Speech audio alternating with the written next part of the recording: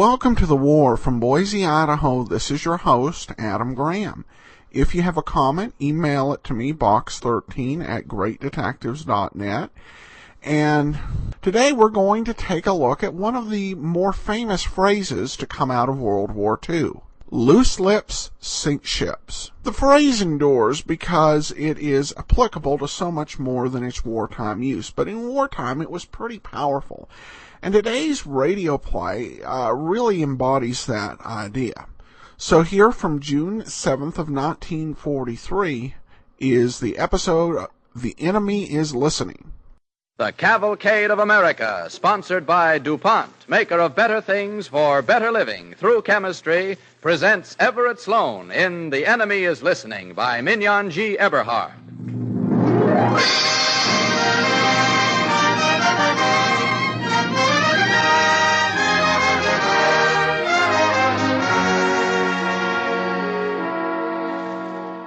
Before we tell you about our play, here's a timely tip on making things do for the duration.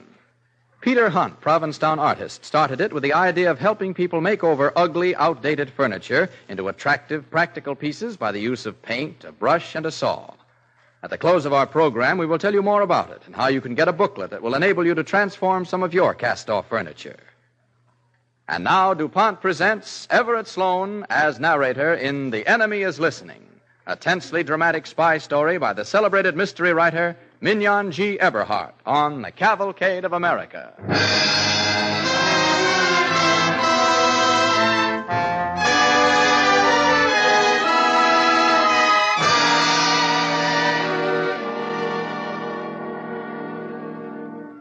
No real American intends to give information to the enemy. And yet, Sometimes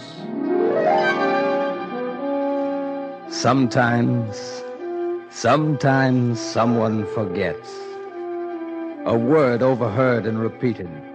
A small fact passed on to someone else may mean little to you. It may mean nothing to the person to whom you repeat it. But the third or the fourth person or the 10th or the 20th may be your enemy. Your enemy. I am waiting for such words. I am listening. Perhaps I can weld a chain of death. A phrase may give me the first link. A word may give me a clue. I may hear it anywhere, on a bus or on the street or on a train. Any train, anywhere. This one happens to be the New York, New Haven, and Hartford, approaching New York. Well, that was the 125th Street station. Won't be long now. You know what I'm going to do with my leave, Bill? Yeah, I know, Pinky, I know. First you're going home to see your father and mother and Janie, and then you're going to get a girl and go to the Astor roof, and then I'll have to pull you out to keep you from being AWOL. Right. Jive and Harry James is what I need. I'll get in the groove and stay there till my leave is up. It's not very long either. 12 hours. First I'm going to phone home and tell Mom I'm here. Then Well, you've been saying that you were going to surprise him. I didn't know we'd get here in time for lunch. Hey, we're almost in. We better get our stuff together. Yeah. Here's your barracks bag. Thanks. Oh, no, it's mine. Here's your gas mask. You know, the minute I saw the equipment they were giving us, I knew where we were headed for. You don't know anything about it. Well, if we handed out gas masks, I figured we're going to embark. Shut up, Pinky. Huh? Well, you know what you've been told. Walls have ears. Well, I didn't say anything. There's nobody but you to hear it anyway. Did I tell you what I'm going to do with my leave? You don't have to tell me. You'll go see your uncle for 10 minutes, and then you'll turn up at our place to see Janie. Gosh, Bill, we're almost in. In about a minute now, I'll talk to Mom and Janie. Hey, if you're going to talk to Janie, I'll go with you to the phone. Grand Central Station. Grand...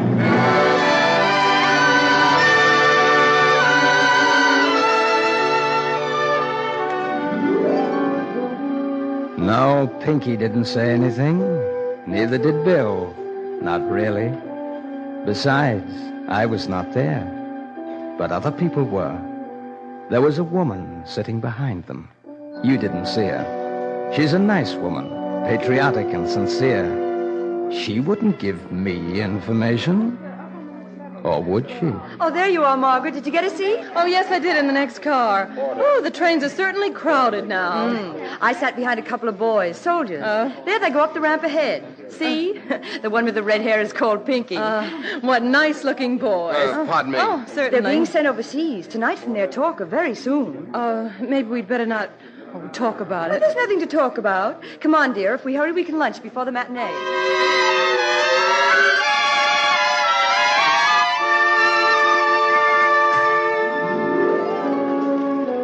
So there was nothing to talk about. Yet a man hurrying along beside these two women did hear something. He's hurrying to use the telephone booth, too. But the two soldiers reach the empty booth first. It's a busy day. Two other men want to use the telephone and fall into line behind him. One of these men, a man in a brown suit, is impatient. Are you waiting for that phone? What do you think? Well, I'm in a hurry. So am I. There are a couple of soldiers in there. Nice they let the kids talk as long as they want to. They're going overseas tonight. Overseas? Oh, of course. Let them talk as long as they want to. By all means. Overseas, huh? Yeah, at least that's what some woman who sat next to him on the train said. Heard her talking about it as I came up the ramp. Women, always talking. Yeah. So, these boys are going overseas tonight, hmm? Well, let them finish their talk. I'll try a phone on the next level. Come on, Mark. Did you hear that, Mark? Yes. You know your instructions. Watch those two soldiers. If they separate, follow one of them. Oh, you mean... Certainly. We've been hoping for something like this. Nothing is too small to pass by, Mark. Nothing too little. Keep after them. And keep in touch with me. You know where. Yeah, but we don't know their names. We don't know anything about them. Find out. This may be unexpected luck. Remember, what we want to know is where, when, how many. Where is the port of embarkation? When does the transport leave? How many men? And anything else you can pick up. Yes, Mr. Smith. It's a good name. You ought to have changed your name, too.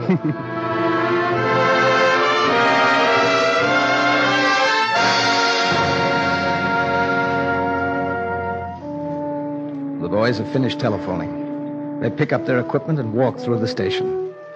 Only two boys in a city where there are so many boys. Only two soldiers in a great railway terminus through which hundreds of sailors and soldiers just like them pass during the day. Why should anyone follow these soldiers? But I follow them.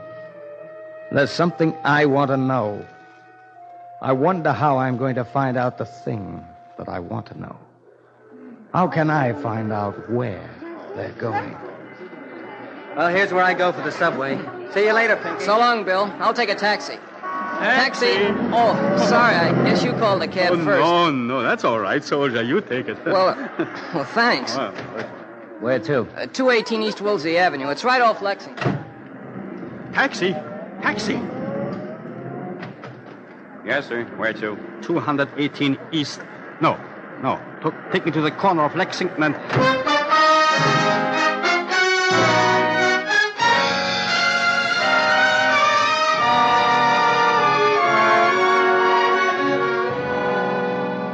Well, that wasn't very hard. I know this boy's address and his nickname, Pinky. Not much, of course, but perhaps it will help me. Have some more pie, Pinky. Gosh, it's swell, Mom. I was never so surprised in all my life. Well, you've said that 100 times, Mother. Why, Janie, are you listening? I thought all you had ears for was the doorbell. Bill won't be here for an hour or so. Bill's like another son to me. I wish his mother could have lived to see him now. We used to take all three of you children out in the park, and everybody said... Everybody said what dreadful children. Oh, why, they did not. do. I'm glad you and Bill are in the same company. Division. Bill's in artillery. Well, anyway, you are together, aren't you? So far. I didn't want to ask you, son, but when do you... How long will you be home, son? I've got, 12 hours. Oh, I didn't think it would be so soon. I wish Bill would come.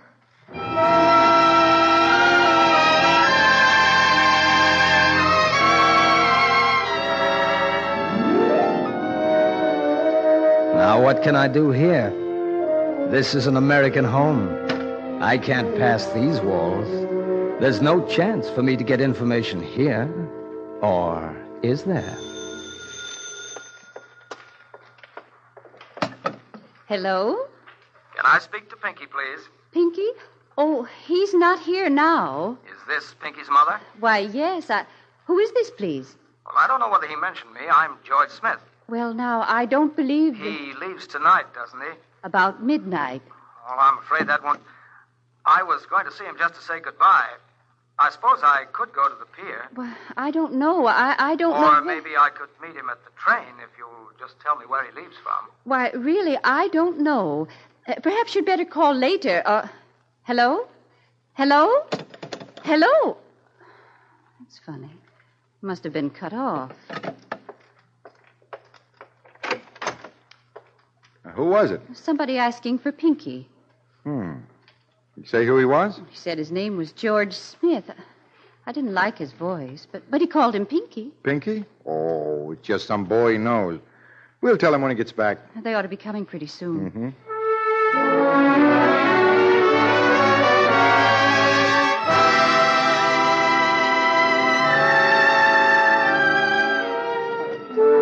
He called him Pinky, so it must have been a friend of Pinky's. Perhaps. But Pinky wasn't there to say. Pinky was out dancing.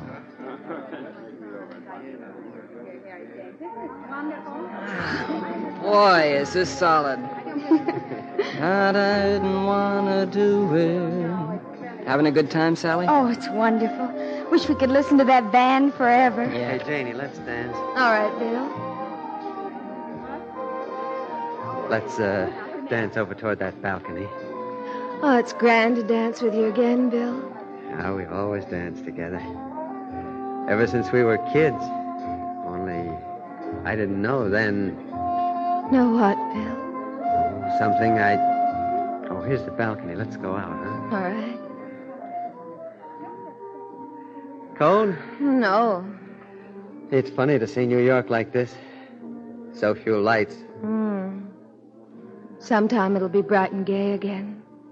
Sometime maybe soon. Sometime I'll be back home, and then I never managed to say it before, but you know, don't you, Janie? Yes, Bill. Oh, Janie. Gee, I love you so. I've always loved you, I guess. Oh, Janie. I'm going to kiss you so hard. Yes, Bill. And I'm going to come back to you. You've got to come back to me, Bill. I couldn't bear it if... You've got to come back to me.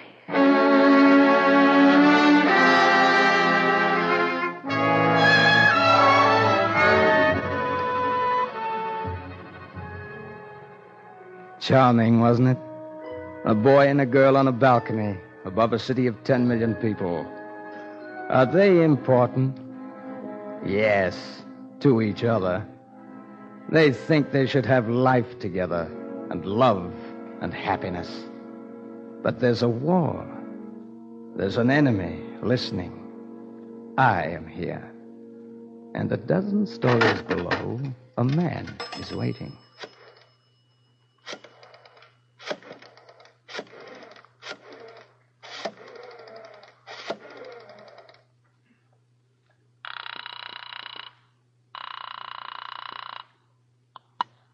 Hello?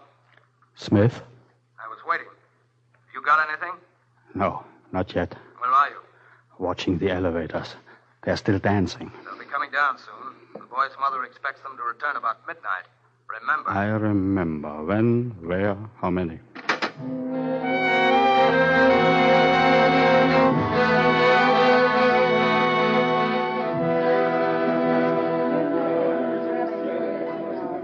Here they are. My goodness, where have you two been all this time? We were about to send out the bloodhound. Gee, I didn't realize it was so late. We better get going. Where's the waiter? Oh, I got the check. Pop gave me some money. Oh, good. Here's your cape, Janie. Thanks, Bill. Ready, everybody? Better get going.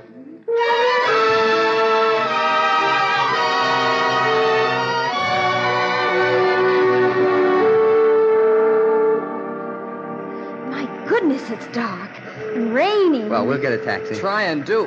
Oh, there's the doorman. Taxi? Well, they're pretty scarce on a rainy night. I'll whistle, though. Oh, here's one right here. I didn't see it. No, Sally, that's a private car. No, it isn't. It's a taxi. The driver's opening the door, and see, there's a taxi sign. Yeah, I guess you're right. We better take it quick. Come on, Come on. Sally. Ooh. If it's raining in, I'll put up the window. That's okay. Where to, sir?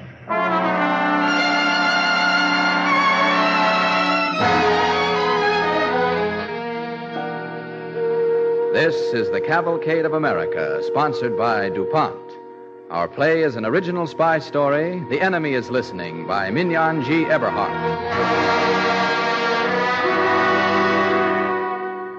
As the play continues, Mr. X, the enemy agent, played by Everett Sloan, is linking bits of information together. Information that may mean sudden death to American soldiers. The enemy is listening, eavesdropping on a nation.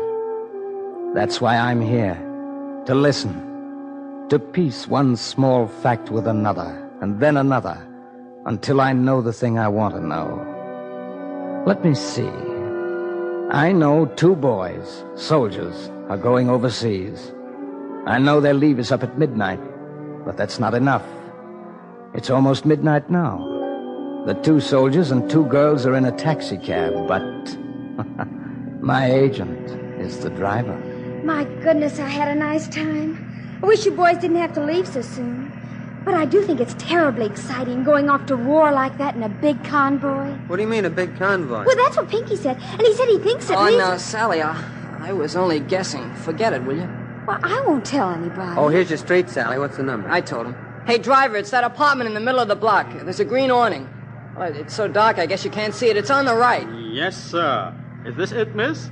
It's a green awning. Yeah, this is it. Stop here. Gosh, it's later than I thought. I'll just take Sally to the door, Bill. Wait for me, huh? And then we'll get going. Yeah, okay, but hurry up. Don't linger too long in that doorway.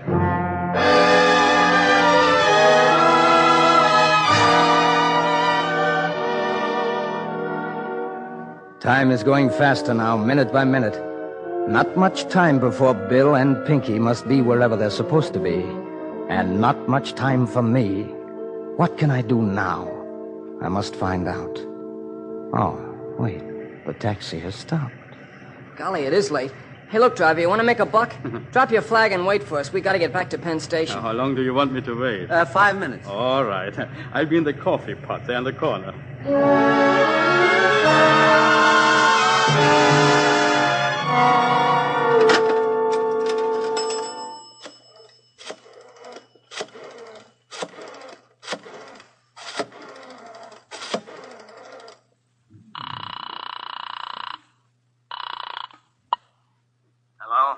Smith? Yes?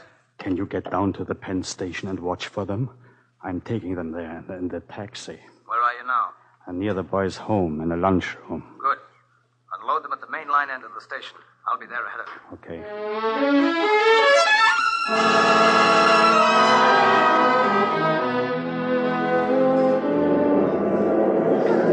Hi. I beg your pardon. I'm afraid I missed my train. That was the express to Washington, wasn't it? No, not that one, buddy. That was a troop train. Well, but it was on the Washington track. That doesn't mean it went to Washington, friend. Yeah, but the gateman told me... That train went to Garin Bay. I heard somebody say so. Oh. But then where do I get the Washington train? I'm sorry, but I gotta catch my own train. Ask that fellow over there. He'll put you right. Oh, thank you, sir. Thank you very much.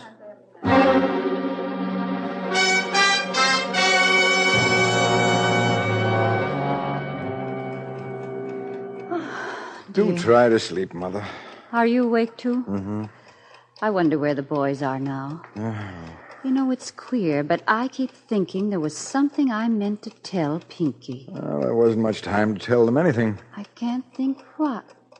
Oh, yes, I know. It was about his friend, the one that telephoned. Oh. You know, I never thought of it again. Neither did I. Oh, well, it probably wasn't important.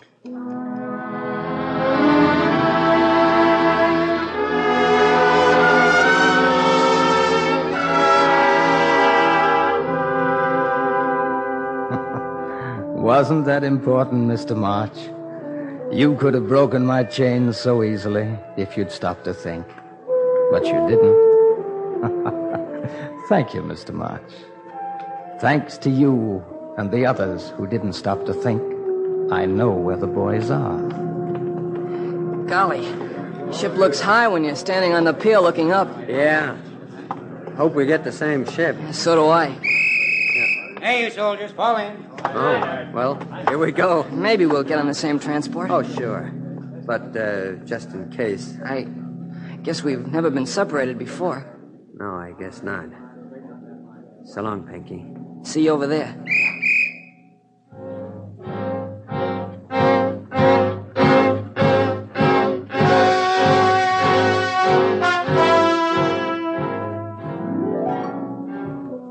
Long lines of soldiers marching along a pier. So long, Pinky. So long, Bill. Oh, I couldn't see you. They wouldn't have let me. I couldn't get within miles of you. But I know you were there. A lot of careless people were in between. See how it all adds up? Remember how it started? A boy on a train. All he said was, I'll stay there till my leave is up. That's not very long either, 12 hours. Well, gosh, if we handed out gas masks, I figure we're to embark at... And a woman who sat behind them. All she said was, I sat behind 2 soldiers. They're being sent overseas tonight by their talk. Then there was a man waiting at a telephone booth. He didn't say much, just... There are a couple of soldiers in there, and I say let the kids talk as long as they want to. They're going overseas tonight. Oh, yes, one link at a time. His friends call him Pinky. 218 Woolsey Avenue. He leaves about midnight. It's a big convoy. There's a troop train. It goes to Garron's Bay. Think of you 2 men getting on a ship tonight. On a ship tonight. On a ship tonight. Only one more link now. Only one more link. Mother, you're going to wear out that V letter from Pinky if you read it many more times. Oh, it's so good to know that he's safe and well. Sure is.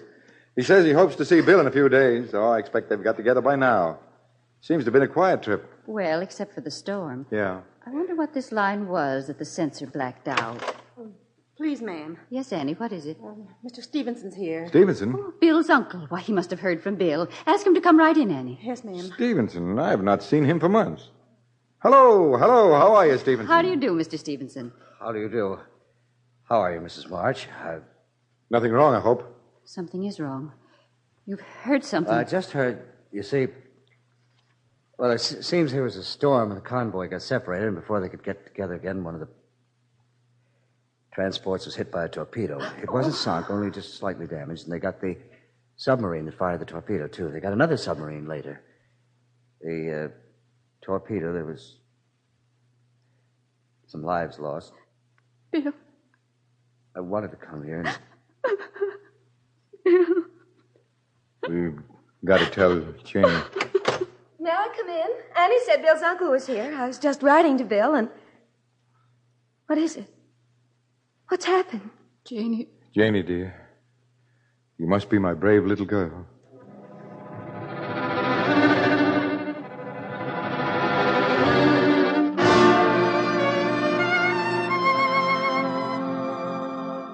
See how simple it all was?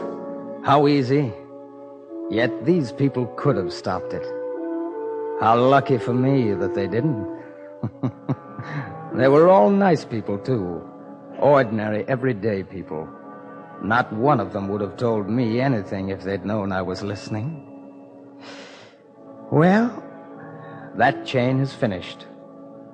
But I wonder... Let me see, can I find another chain beginning anywhere? I must listen. To the man on the bus. The woman going shopping.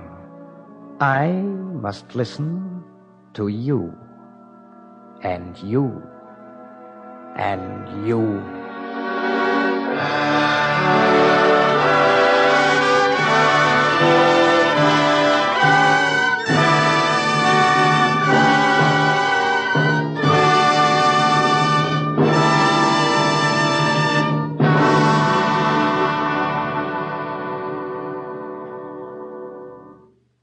Thank you, Everett Sloan. Before Mr. Sloan returns to the microphone, we want to tell you a story of practical wartime thrift. Thrift with fun. The story begins at the very tip of Cape Cod in the quaint old village of Provincetown. For years, actors, writers, and artists have made it their summer playground. One of those artists is named Peter Hunt.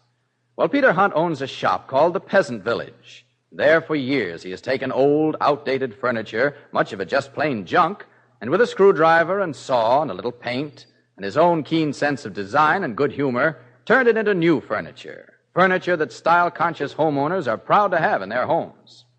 A picture frame may become a coffee table. A battered bureau may become a charming chest for bedroom or hall. Doesn't matter if the piece is marred or ugly. Some of the worst atrocities in your attic. That horrible hat rack, for instance, that looks like a charging water buffalo and used to scare little Johnny half out of his wits. Some of the very ugliest pieces, painted according to Peter Hunt's suggestions, come out best of all. They find new charm in clean, brilliant full color or subtle pastels, decorated with leaves and flowers, carrying mottos in old-fashioned script or in your own handwriting. Decorators have found in Peter Hunt's gay, amusing furniture a style reminiscent of the peasant furniture of Switzerland and Sweden. DuPont finds something truly American in it. Yankee thrift in the New England tradition brought down to 1943. War year, when thrift means more war bonds, more tanks, more planes and guns. So a new 30-page DuPont booklet in color, largely by Peter Hunt, tells you how to transform outdated, cast-off furniture into sparkling, charming, colorful pieces that are in tune with modern times. How to bring the attic down into your living room and have fun doing it. When you read this booklet, you'll understand why people are calling this new hobby Transformania. You'll get a real thrill out of creating new things from old. Duco enamel is so easy to use that it's actually fun to paint. You may secure a copy of How to Transform Outdated Furniture from your local Duco dealer, or a copy will be sent for 10 cents in stamps. Address Radio Section, DuPont Company, Wilmington, Delaware. This is practical wartime thrift. Thrift with fun. Suggested by DuPont. DuPont, maker of better things for better living through chemistry. And now, here is Everett Sloan, star of tonight's Cavalcade, with an urgent request from our government.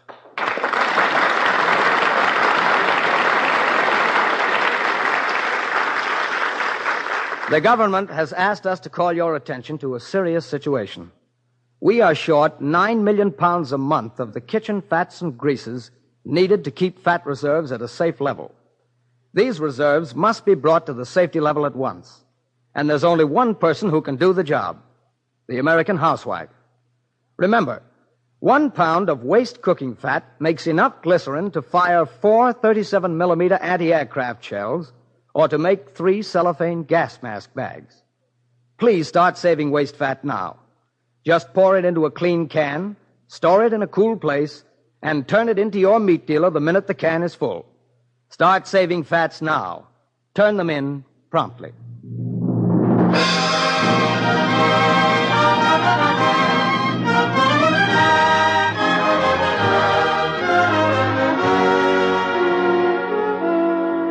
Next week, the Cavalcade of America will present Madeline Carroll in Make Way for the Lady, a play based on the life of Mary Putnam Jacoby. Mary Putnam was born into a democracy and an age which denied women any hope of a career, any participation in the affairs of an exclusively masculine world. She did not live to see women active in the profession, speaking in the halls of Congress, taking a vital part in the world of business and science, but she did much to bring this about.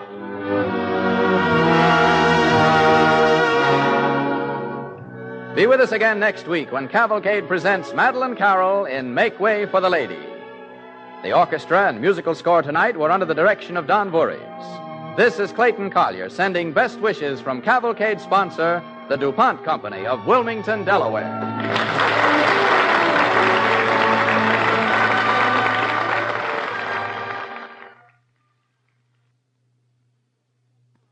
Oh, Molly, am I frantic. George's mother's arriving tomorrow, and I did want to repaper the guest room before she came. That terrible dingy wallpaper. That's easy. Paint over it with Speed Easy. Oh, well, of course. That's the new DuPont paint you thin with water and put right over wallpaper. Was there time? Loads. One coat of Speed Easy covers and dries in an hour, and Speed Easy colors are lovely.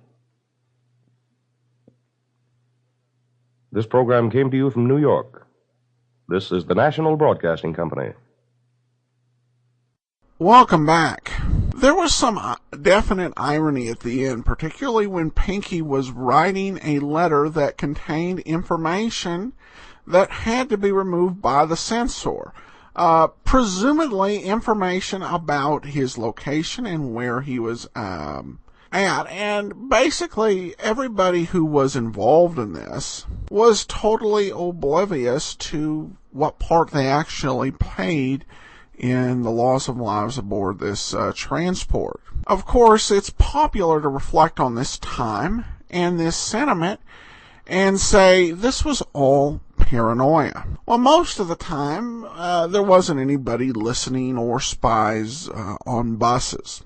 But the fact is that Germany did have intelligence gathering operations in the United States, and there were quite a few U-boats attacking American transports and ships. And so being careful with information that could lead to enemy knowing troop movements or giving them clues is common sense rather than just senseless paranoia. And we will take a look at what some of the German operations were in the United States and American response to them in coming weeks on the war. That will do it for today. If you have a comment, email me box13@greatdetectives.net. I welcome your story or that of loved ones who served during World War II. Ken Curlin provides our opening theme music, kencurlin.com. I am your host, Adam Graham. This series is provided as a service of the Great Detectives of Old Time Radio, greatdetectives.net.